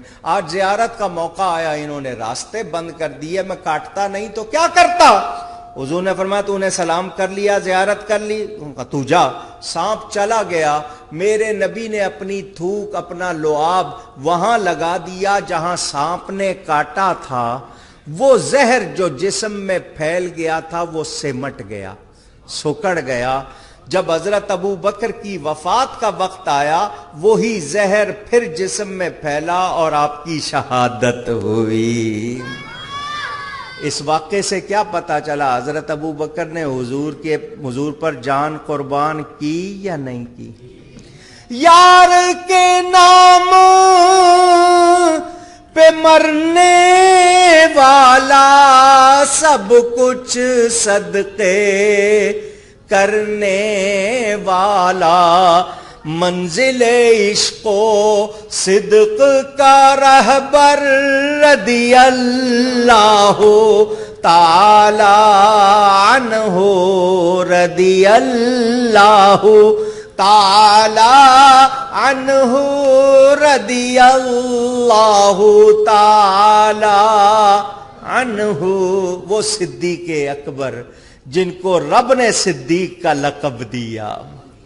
امام رازی نے ایک بات لکھی ہے تفسیر کبیر میں، حضور صلی اللہ علیہ وسلم انگوٹھی پہنتے تھے مرد کے لیے۔ یہ جو دو انگلیاں ہیں، چھوٹی اور اس کے ساتھ والی، ان دو انگلیوں میں اگر وہ پہننا چاہے انگوٹھی تو ان دونوں میں سے کسی ایک میں انگوٹھی پہنے۔ حضور صلی اللہ علیہ وسلم نے ایک انگوٹھی دی حضرت ابو بکر کو، وہ جو پرداز جو بیل بوٹے بناتے ہیں نا، کہ اس سونار کے پاس لے جاؤ اور اس انگوٹھی پر اللہ کا نام لکھوا لاؤ. اپنی انگوٹھی دی کہ اس پر اللہ کا نام لکھوا لاؤ. حضرت ابو بکر انگوٹھی لے کے چلے، راستے میں سوچنے لگے کلمے میں اللہ کے نام کے ساتھ نبی کا نام، اذان میں اللہ کے نام کے ساتھ نبی کا نام، نماز میں اللہ کے ذکر کے ساتھ نبی کا ذکر، تو میں نبی کا نام کیوں نہ لکھواؤں. حضرت ابو بکر اس کے پاس گئے کہ اس انگوٹھی پر اللہ کا نام لکھ دے اور اللہ کے ساتھ اس کے حبیب کا نام لکھ دے. اس نے پرداز کرنے والے، جس کو انگریونگ کہتے ہیں انگلش میں، اس نے نام لکھ دیا. حضرت ابو بکر نے دیکھا، بڑے خوش ہوئے، انگوٹھی لے کر حضور کی بارگاہ میں آ گئے. حضور صلی اللہ علیہ وسلم کی بارگاہ میں آ کر انگوٹھی پیش کی. حضور نے دیکھا تو مسکرائے، فرمایا میں نے تمہیں کہا تھا اس پر اللہ کا نام لکھوا لاؤ. اس پہ اللہ کا نام بھی لکھا ہوا ہے، اللہ کے ساتھ میرا نام بھی لکھا ہوا ہے، اور اے ابو بکر میرے نام کے ساتھ تیرا نام بھی لکھا ہوا ہے. حضرت ابو بکر فوراً کہنے لگے حضور آپ کا نام میں نے ضرور لکھوایا ہے، کلمے میں آپ کا نام، اذان میں آپ کا نام، نماز میں آپ کا ذکر، تو میں نے آپ کا نام ضرور لکھوایا کہ جب اللہ نے آپ کے نام کو خود سے جدا نہیں کیا تو میں کیوں کروں. آپ کا نام میں نے لکھوایا ہے، اپنا نہیں لکھوایا. اسی وقت جبریل آئے اور کہا اللہ فرماتا ہے ابو بکر آپ کو ہم سے جدا نہیں کرتا، ہم ابو بکر کو آپ سے جدا نہیں کرتے. ابو بکر کا نام ہم نے لکھوایا ہے. یہ ہیں صدیق اکبر. کیا ہیں؟ جنگ تبوک کا موقع، مسلمانوں کو بڑا لمبا سفر کرنا تھا، عیسائیوں سے جنگ تھی، روم کی طرف جانا، بڑا لمبا سفر تبوک میں جانا تھا، اور مسلمانوں پہ تنگی کا سال تھا. حضور نے اعلان کیا ہے کوئی لشکر اسلام کی مدد کرنے والا. سارے صحابہ نے حصہ لیا، سب اپنے اپنے گھروں سے کوئی نقد لایا، کوئی مال لایا، سامان لائے.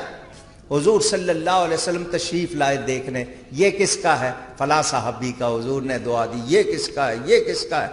ایک سامان میں ڈھیری جو تھی نا بہت زیادہ، یہ کس کا ہے؟ حضرت عمر نے کہا حضور یہ میرا ہے. کتنا لائے ہو؟ آدھا سامان لایا ہوں، آدھا گھر والوں کے لیے چھوڑ آیا ہوں. حضور نے دعا دی. آگے گئے تو بہت بڑی ڈھیری، وہ ڈھیری خود اپنے زبان حال سے کہہ رہی تھی جس گھر سے میں آیا ہوں، جس گھر کا سامان میں ہوں، اس گھر میں اب پیچھے کوئی اور نہیں. کتابوں میں لکھا ہے حضرت ابو بکر دیواروں پہ ہاتھ پھیرتے تھے کہ کوئی سوئی بھی نہ رہ جائے، کیونکہ سوئی دیوار میں لگا دیتے تھے، چبھے نہیں کسی کو، تو ہاتھ پھیر کے دیکھتے تھے سوئی بھی نہ رہ جائے. سب کچھ لے آئے. جس کو آپ ٹاٹ کہتے ہو نا، ٹاٹ، اس کا آپ نے اپنا اوپر اوڑھ لیا اور کانٹوں کے بٹن لگا لیے. پوچھا گیا یہ سامان کس کا ہے؟ عرض کی گئی حضور آپ کے یار غار صدیق اکبر کا ہے. حضور نے سامنے دیکھا ابو بکر کو ٹاٹ کا لباس پہنا ہوا، کانٹوں کے بٹن لگے ہوئے. اسی وقت دیکھا جبریل بھی اسی لباس میں آئے. حضور نے فرمایا جبریل یہ کیا پہنا ہوا ہے؟ ان کا وہی پہنا ہوا ہے جو آپ کے یار نے پہنا ہوا ہے. حضور نے حضرت ابو بکر سے کہا ما ابقیت لأہلک، اپنے گھر والوں کے لیے کیا چھوڑ آئے ہو؟ حضرت ابو بکر جواب کہتے ہیں ابقیت لأہل، ابقیت، میں اپنے گھر والوں کے لیے کیا چھوڑ آیا ہوں؟ میں گھر والوں کے لیے ابقیت لہم اللہ ورسولہ، ان کے لیے اللہ اور اس کا رسول چھوڑ آیا ہوں. بھیٹ جزیرے والوں دھیان سے سننا، صرف یہ نہیں کہا کہ اللہ چھوڑ آیا ہوں، اللہ اور اس کا رسول. صدیق اکبر کا عقیدہ سنو، ایمان سنو. وہ کہہ رہے ہیں میں گھر والوں کے لیے اللہ اور اس کا رسول چھوڑ آیا ہوں. آج اتنی بات کریں تو فتوے لگنے شروع ہو جائیں گے. ہم حضرت ابو بکر کے غلام ہیں, ہمیں پتہ چل گیا اللہ نے ہمیں وہ عقیدہ دیا ہے جو صدیق اکبر کا عقیدہ ہے. ہم بھی یہی کہتے ہیں, ہم پر اللہ اور اس کے رسول کا کرم ہے. ہم پر کس کا کرم ہے؟ اللہ کا اور اس کے. علامہ اقبال اس واقعے کو پیش کر کے آخری شعر کہتے ہیں, پروانے کو چراغ ہے بلبل کو پھول بس. پروانے کو چراغ سے محبت. اب تو آپ کے ہاں یہ لائٹ آ گئی. میں جب پہلی مرتبہ آیا تھا کتنے برس تک وہ آپ کے ہاں گیس لائٹ ہوتی تھی, وہ بھر کے جناب گلیوں میں بھی جانا وہی ہوتی تھی, مسجد میں بھی وہی ہوتی تھی. اب تو ماشاءاللہ جگمگ جگمگ ہے. تو پروانہ جو ہے وہ کس سے محبت کرتا ہے؟ چراغ سے. اور بلبل کو کس سے محبت ہے؟ پھول سے. پروانے کو چراغ ہے بلبل کو پھول بس, صدیق کے لیے ہے خدا کا رسول بس. کیا پیارا عقیدہ ہے. اللہ تعالیٰ نے جبریل کے ذریعے پیغام بھیجا, میرے حبیب سے کہو اپنے یار سے پوچھیں, اور سب کچھ آپ پر قربان کر کے راضی ہے, یہ سب کچھ لٹا کر راضی ہے. حضرت ابو بکر کو جب حضور نے سنایا کہ اللہ آپ سے پوچھ رہا ہے آپ راضی ہیں, تو انہوں نے تین مرتبہ کہا انا عن رب راد, انا عن رب راد, میں اپنے رب پر بہت راضی ہوں, بہت راضی ہوں. وہ ابو بکر جس سے اللہ پوچھے کہ ہم سے راضی ہو یا نہیں, کتنی شان ہے اس ہستی کی, جن کی یاد میں آج آپ بیٹھے ہو, جن کا دن منا رہے ہو, وہ ہستی. اور پھر سنو عقیدہ اور سنو. حضرت ابو بکر نے حضرت علی سے کہا, جن ہاتھوں سے رسول اللہ صلی اللہ علیہ وسلم کو غسل دیا تھا انہی ہاتھوں سے مجھے غسل دینا. پیار تھا آپس میں. حضرت علی اور حضرت ابو بکر کا آپس میں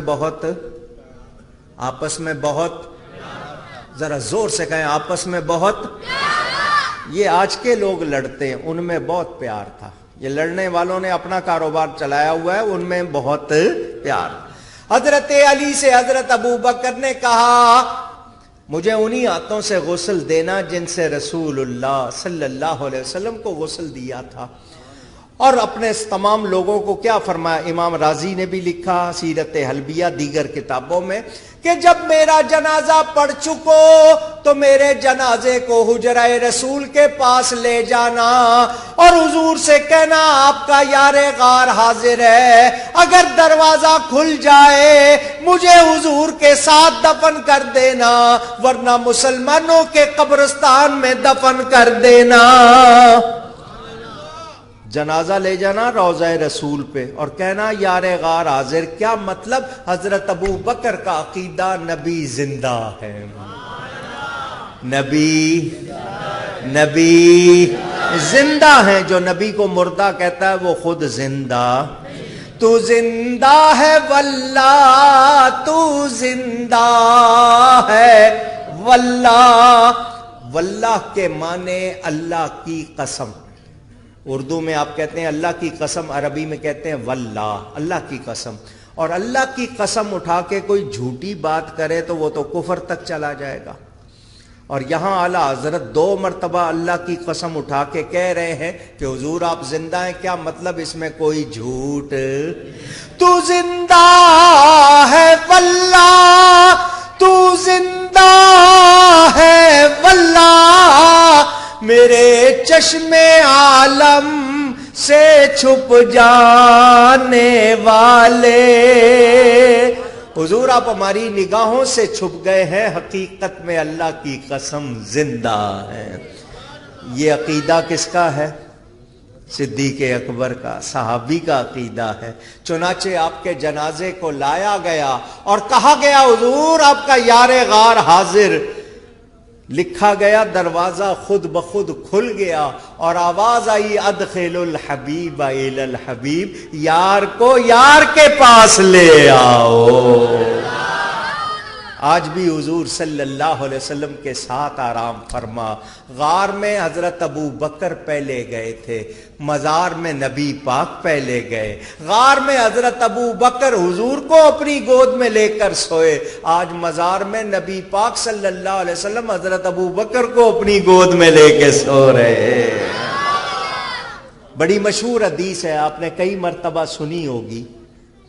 تاروں بھری رات تھی, ام المومنین حضرت سیدہ عائشہ صدیقہ رضی اللہ تعالی عنہ فرماتی ہیں, تارے ہی تارے آسمان پر بھرے ہوئے حضور میرے گھر میں تھے. میں نے پوچھا حضور سے, یہ آسمان پر جتنے تارے ہیں کیا کسی کی اتنی بھی نیکیاں ہیں؟ کیا کسی کی اتنی نیکیاں بھی ہیں؟ پہلی بات, ام المومنین کا عقیدہ کہ آسمان کے تارے کتنے ہیں نبی کو پتا ہے. نبی کو آپ گن سکتے ہیں؟ ویسے تارے گننا اور بات ہے, اس کو تو انتظار کہتے ہیں نا, اختر شماری, ساری رات تارے گنتے گزارتی, وہ تو انتظار کی بات ہے. ویسے کوئی تارے گن سکتا ہے؟ آپ کا کمپیوٹر گن سکتا ہے؟ اونچی ساری دنیا کے لوگ مل کے گن سکتے ہیں, لیکن ام المومنین کا عقیدہ نبی کو پتا ہے. میرے نبی سے کچھ بھی چھپا ہوا نہیں. اور پھر نبی کو یہ بھی پتا ہے کہ اتنی نیکیاں کس کی ہیں. اب جتنے آپ بیٹھے ہو ہزاروں کی تعداد میں, ساتھ بیٹھا ہوا شخص کچھ پڑھ رہا ہے تو آپ کو پتا ہے؟ پوچھ رہا ہوں. گھر جا کے ساری رات کیا پڑھے گا کچھ پتا ہے؟ کون کہاں کس کے ساتھ, کوئی کسی کو پانی پلا رہا ہے, کسی کو کھانا کھلا رہا ہے, کسی کو کپڑے دے رہا ہے, کسی کو پیسے دے رہا ہے, کوئی کلام پڑھ رہا ہے, کوئی نماز پڑھ رہا ہے, کوئی قرآن پڑھ رہا ہے. پورا ہمیں ایک ایک کا پتہ ہے؟ 24 گھنٹے ایک ایک منٹ میں کیا کر رہا ہے. حضرت آدم سے لے کر اب تک اور اب سے لے کر قیامت تک کون کتنی نیکیاں کرے گا نبی کو پتا ہے. نبی کو. حضرت عائشہ پوچھ رہی ہیں آسمان کے تاروں کے برابر کسی کی نیکیاں؟ حضور یہ نہیں فرماتے جبریل کو آنے دو, پہلے اس سے پوچھتا ہوں آسمان کے تارے بتا, پھر میں اپنے صحابہ کی نیکیاں گنوں گا. نہیں, حضور نے دیر نہیں لگائی, فوراً کہا اتنی نیکیاں عمر فاروق کی ہیں. حضرت عمر کی نیکیاں آسمان کے تاروں کے برابر. گن سکتا؟ جو ان کو غلط کہتے ہیں وہ اپنا فکر کریں. حضرت عمر کی نیکیاں تو آسمان کے ستاروں کے برابر. ام المومنین فرماتی ہیں میرے دل میں خیال تھا شاید میرے ابا جان کا نام لیں گے, تو نہیں لیا, تو میں نے پوچھ لیا کہ اگر اتنی نیکیاں عمر فاروق کی ہیں تو میرے بابا ابو بکر کی کتنی نیکیاں ہیں. تو حضور نے یہ نہیں فرمایا اب عمر نمبر لے گیا, بازی لے گیا. نہیں, سنو دھیان سے. فرمایا عمر فاروق کی آسمان کے تاروں کے برابر نیکیاں ایک طرف, تیرے باپ ابو بکر کی وہ غار والی نیکی ایک طرف. اللہ یار حق جار. یاد رکھنا نبی پاک صلی اللہ علیہ وسلم کی بارگاہ میں حضرت ابو بکر کا کیا مقام. سنو, حضور ایک مرتبہ مسجد میں داخل ہوئے, دائیں طرف ابو بکر, بائیں طرف عمر. فرمایا قیامت میں بھی ہم اسی طرح اٹھیں گے. فرمایا سب سے پہلے میں اپنی قبر سے اٹھوں گا, پھر ابو بکر کو اٹھاؤں گا, پھر عمر کو. ابو بکر میرے دائیں طرف, عمر میرے بائیں طرف. تو جن کو نبی جدا نہیں کر رہے ہم جدا کر سکتے ہیں؟ تو جو جدا کرنے والے ہیں وہ خود جدا ہو جائیں گے, انہیں کچھ ملنے والا. حضرت ابو بکر کے بارے میں ایک دو باتیں اور سن لو. مجھے ملوک شاہ صاحب نے جو ٹائم دیا تھا نا اس سے میں زیادہ لگا چکا ہوں, اوور ٹائم چل رہا ہے, ٹھیک ہے نا. آؤ ایک دو ارشادات سنا دوں تاکہ آپ کو فائدہ ہو.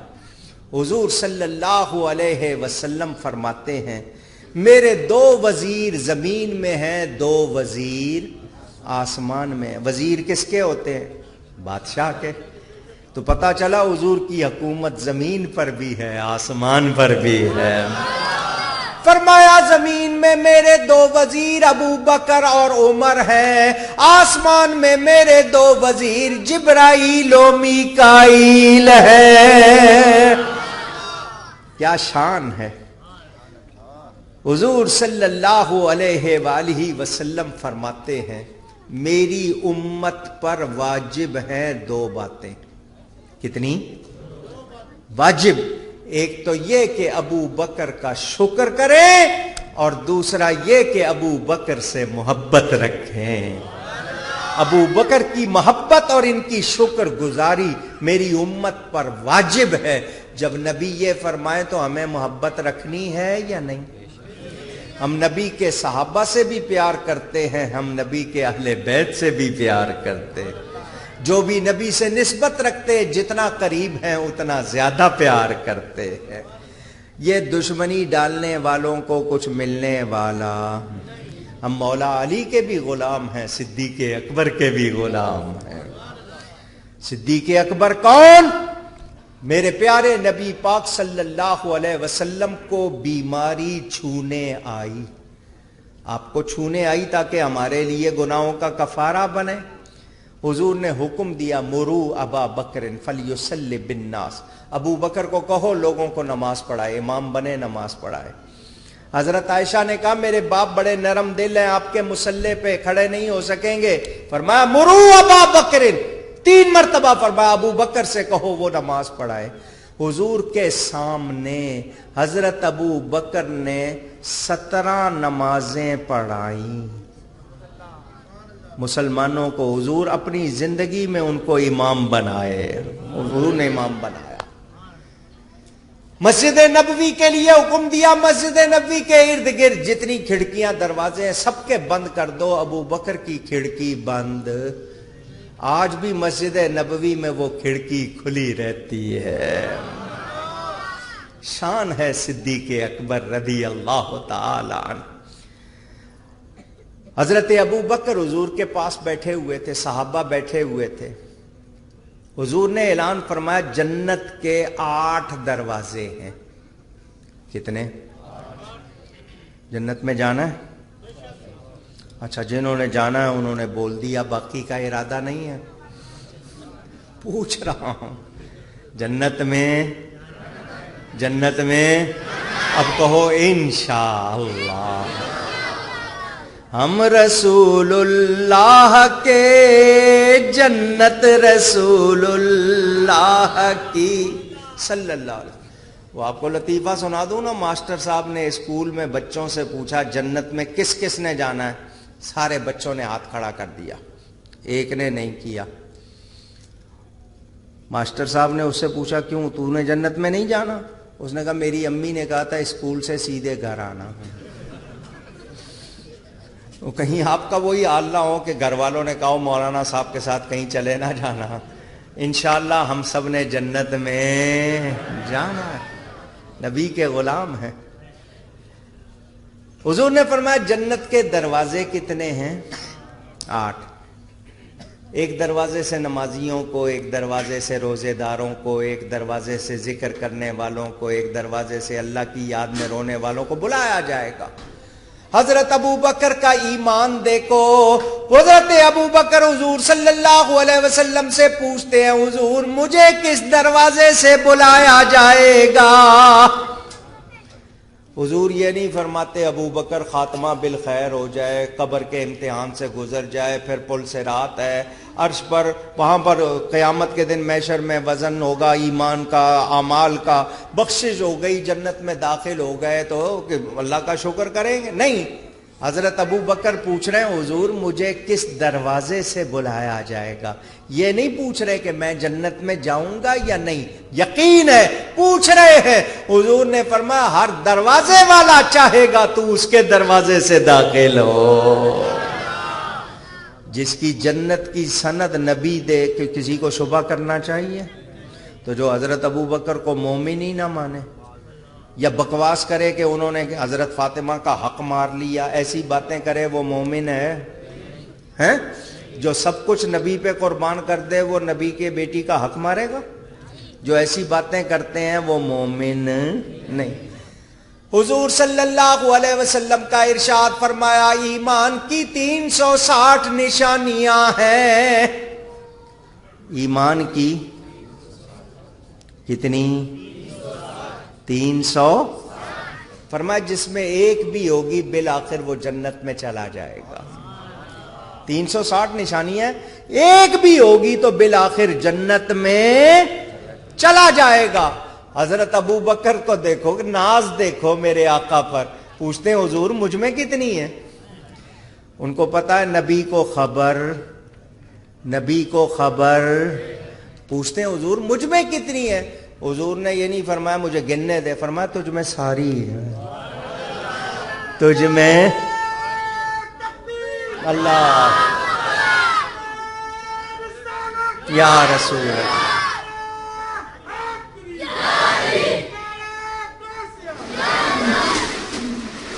حضرت ابو بکر صدیق کو حضور فرما رہے ہیں تجھ میں ساری موجود ہے.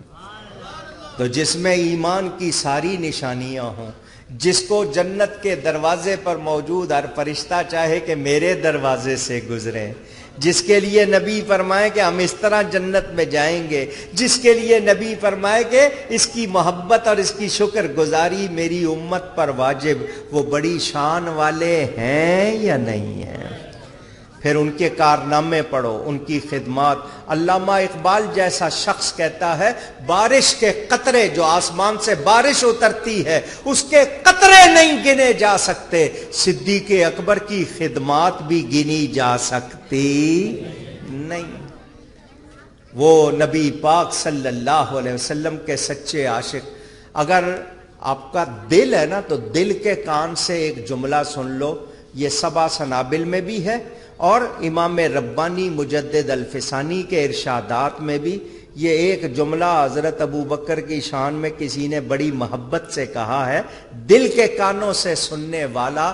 وہ کہتے ہیں اس کائنات میں حضور صلی اللہ علیہ وسلم جیسا کوئی پیر نہیں ہوا، صدیق اکبر جیسا کوئی مرید نہیں ہوا. وہ صدیق اکبر رضی اللہ تعالی عنہ، بڑی شان ہے، بڑا مقام ہے ان کا. اللہ تعالی نے ان کو حضور صلی اللہ علیہ وآلہ وسلم کی وہ قربت، وہ رفاقت عطا کی ہے جس پر ناز کیا جاتا ہے. اللہ تعالی ان کے درجات بلند فرمائے. انہوں نے مانعین زکوٰۃ، جن لوگوں نے حضور کے بعد زکوٰۃ دینے سے انکار کر دیا، ان سے جہاد کیا. ختم نبوت کے منکروں سے صدیق اکبر نے جہاد کیا. وہ مسیلمہ نامی شخص جس کو کذاب کہا جاتا ہے، کذاب کے معنی بہت جھوٹا، اس نے نبوت کا جھوٹا دعویٰ کر دیا تھا. حضرت ابو بکر نے اس کے ساتھ جہاد کیا اور اس کو مروایا. یہ جو آج ختم نبوت کی تحریک ہے اس کے بانی صدیق اکبر ہیں. یہ صدیقی مشن ہے. سیدنا صدیق اکبر نے نبی کا ادب سکھایا. کیا سکھایا؟ کیا سکھایا؟ پھر کہیے، اصل چیز جس میں ادب نہیں ہے اس میں کچھ بھی. وہ نبی کا عشق بھی سکھا گئے اور ادب بھی سکھا گئے.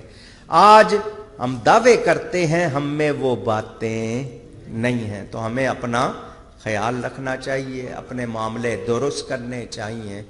تو میں یہاں اپنی گفتگو سمیٹ دوں. اب یہ کچھ سوال آ گئے ہیں، ان کے جواب دے دیتا ہوں اور پھر اس کے بعد اپنی گفتگو ختم کرتا ہوں. حضور قبلہ کچھ سوال کے جواب دے کر رہنمائی فرما دیں. کچھ لوگ شراب، چرس، زنا اور طرح طرح، کیا ہے یہ لفظ طرح طرح لکھا ہے؟ اچھا، طرح طرح کے فیشن میں ڈوبے ہوئے ہیں. اچھا میں سمجھ گیا. ان سب کے نقصانات بھی فرما دیں. پہلی بات تو یہ کہ ہر نشہ حرام ہے. ہر نشہ، اونچی دائیں بائیں دیکھنا، چپ کون ہے. ہر نشہ حرام. میرے کہنے سے نہیں، یہ قرآن اور حدیث کا حکم. اللہ نے آپ کو عقل دی ہے، اس عقل کو جو چیز نقصان دے، کیونکہ جب آپ نشہ کرتے ہو عقل ختم ہو جاتی ہے، اسی کی وجہ سے قتل ہوتے ہیں، اسی کی وجہ سے طلاقیں ہوتی ہیں، اسی کی وجہ سے جھگڑے ہوتے ہیں، تو اس کی کوئی گنجائش، اونچی کہہ دیں، کوئی نشے کی حالت میں مرے گا تو کفر کی حالت میں مرے گا۔ نشہ ہو گیا، نہیں پتا کہیں گر گیا مر گیا تو نشے کی حالت میں مرا ہے تو ایمان پر موت نہیں ہے۔ اور یہ شراب یا چرس یا گانجا یا ہیروئن، یہ جتنے نام ہیں یہ سب آپ کو برباد کرنے کے لیے ہیں، کوئی بھی آپ کو چیز فائدہ دیتی نہیں۔ پیسے بھی گئے، جو پیسے آپ نے نشے پہ خرچ کیے اس میں ماں کا، باپ کا، بہن بھائیوں کا، بیوی بچوں کا حق تھا، آپ نے ان کا مارا، ادھر بھی گناہگار ہوئے۔ وہ پیسہ آپ نے ضائع بھی کیا، گناہ بھی لیا، وبال بھی لیا، کتنا نقصان ہے۔ اور پینا ہے تو نبی کی محبت کی شراب پیو جو مدینے سے ملتی ہے اور نورانی ہے، وہ یہ اس طرح کی پینے والی نہیں۔ نشہ کرنا ہے تو اللہ کے عشق کا نشہ کرو، یہ گندی چیزوں کا نشہ۔ باقی فیشن، بال کٹوانے ہیں، کپڑے بنوانے ہیں، عورت کے ہوں یا مرد کے ہوں، آپ کو کپڑے کیوں پہنتے ہیں کہ وہ جسم چھپائے، جسم جو کپڑے آپ کے جسم کی بناوٹ کو دکھاتے ہیں وہ چھپاتے تو نہیں ہیں۔ آپ نے تنگ پتلون پہنی ہے، ٹائٹس، تنگ سے تنگ پتلون، وہ آپ کے ساری بناوٹ دکھا رہی ہے، اور یہ بناوٹ دکھانا اچھی بات نظر بھی لگتی ہے، بیمار بھی ہوتے ہیں۔ عورتیں خاص طور پر، عورت کہتے ہی چھپانے کی چیز کو ہیں، اب وہ اگر دکھانے لگ گئی تو پھر ایسے کپڑے پہنے کہ بدن نظر آ رہا ہے تو وہ کپڑے پہن کے بھی ننگی ہے، تو لباس بنوائیں۔ اب بال کٹوا رہے ہیں، میرے نبی پاک صلی اللہ علیہ وسلم بیچ میں سے مانگ نکالتے تھے، دائیں طرف کے بال، بائیں طرف کے بال پیچھے سیدھے۔ آج کل ایسا فیشن، لڑکوں نے ماشاءاللہ ایسے ایسے لمبے بال رکھ لیے، دور سے آئے، پھول والی قمیض پہنی ہوئی ہے، گلے میں کوئی لاکٹ پہنا ہوا ہے، نہیں پتا چل رہا کہ آ رہی ہے یا آ رہا ہے۔ ہیں ہاتھوں میں چین پہن لی، زیور پہن لیے، بریسلٹ پہن لیے۔ مرد ہے تو، مردانگی تیرا زیور ہے، یہ چیزیں تیرا زیور نہیں ہے۔ تو طرح طرح کے جو فیشن، اب مسجد میں جا رہے ہیں، ٹی شرٹ پہنی ہے، اس کے سینے پر جانور بنا ہوا ہے، یا اس پر ایسے جملے لکھے ہوئے ہیں کافروں والے، اور جا رہے ہیں مسجد میں۔ کیا ہو گیا؟ ہونا تو یہ چاہیے کہ جہاں سے گزرے دیکھنے والا کہے نبی کا غلام جا رہا ہے۔ اگر آپ کی ادائیں نبی والی، میں آپ کو بتاؤں، ایک صحابی تھے، ان کی داڑھی میں ایک بال تھا، اس کو تھوڑی یا چن کہتے ہیں، آپ کی زبان میں کیا کہتے ہیں یہاں؟ یہ جو ہوتا ہے نا، اس کو تھوڑی کہتے ہیں نا اردو میں،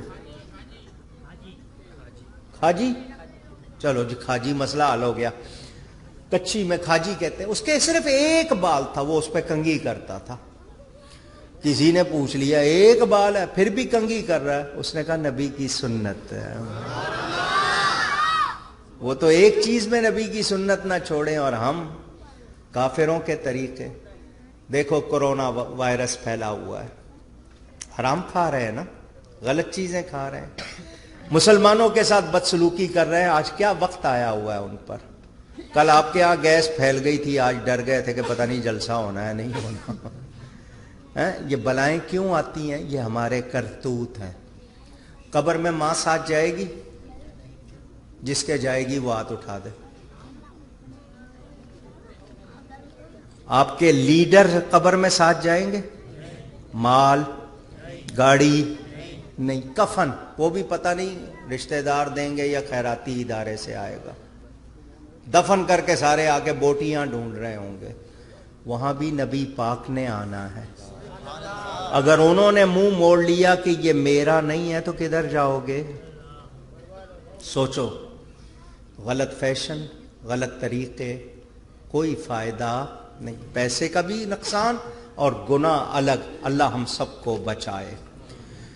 اور یہ کہ لوگ فرینچ کٹ شیپ اور عجیب عجیب قسم کے بال بنواتے ہیں، ایک سائڈ بالوں کے نام وغیرہ ہیں، اور یہ کہ نمازوں سے بھی بہت دور، آپ ہم سب کی اصلاح فرما دیں۔ میں نے بات کی آپ سے، آپ لوگوں کو چاہیے یہ جو یہاں سے بال صاف، یہاں سے بال صاف، کچھ لوگ ایک طرف سے یہ پتہ نہیں عجیب سے فیشن نکالے ہوئے ہیں، معاف کرنا دیکھ کے جانوروں کی شکلیں یاد آتی ہیں۔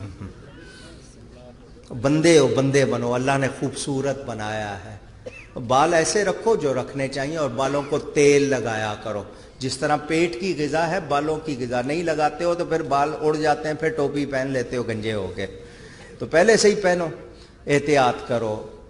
اور جس بھائی نے اس محفل میں اپنا حصہ ملایا، انشاءاللہ ان سب کے لیے دعا۔ مجھ سے گفتگو میں کہیں کوئی غلطی ہوئی ہو، اللہ کی بارگاہ میں توبہ کرتا ہوں، آپ لوگوں کے لیے اور میرے لیے، سب کے لیے یہی پیغام کہ جینا ہے تو ابو بکر صدیق نے جو سبق سکھایا ہے اس کے مطابق جینا ہے، نبی کی محبت میں جینا ہے، اور جب باری آ جائے نبی کی تو پھر کسی رشتے ناطے کی پرواہ نہیں کرنی۔ اللہ ہمیں صحیح عقیدوں پر قائم رکھے، آپ کے اس جزیرے کو اللہ اور عزت دے اور ترقی دے۔ مجھے سب سے زیادہ خوشی یہ ہے کہ یہاں سارے سنی ہیں، یہاں سارے، تو اپنے گھر میں کسی بے ادب کو داخل نہیں ہونے دینا، بے ادبی کرنے والوں سے کوئی ناطہ نہیں رکھنا۔ اللہ تعالی پاکستان کی ترقی فرمائے، مسلمانوں کو عزت عطا فرمائے۔ بہت شکریہ، والسلام۔